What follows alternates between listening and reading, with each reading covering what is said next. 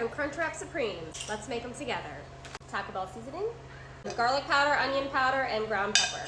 Cheese sauce, butter, flour, milk, cheese, and whatever seasonings you want. Taco seasoning and garlic powder, onion powder, and some pepper.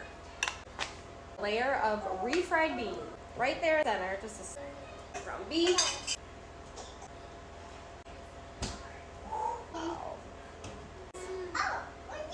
I couldn't find any tostada shells, so I got these.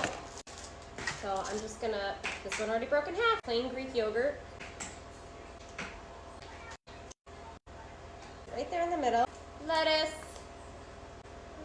Tomato. Some red onion. Cilantro on mine. Cheese. Street taco tortillas that are the perfect size to place right there on top. And then you're just gonna start folding in all around. Oh, she is full. All right, there we go. We're gonna put it on the skillet, sear both sides. A little bit of olive oil to my pan. Place it butt down. Oh yeah.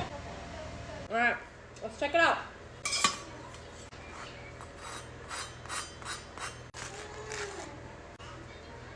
Oh yeah, nice. Taco Bell sauce.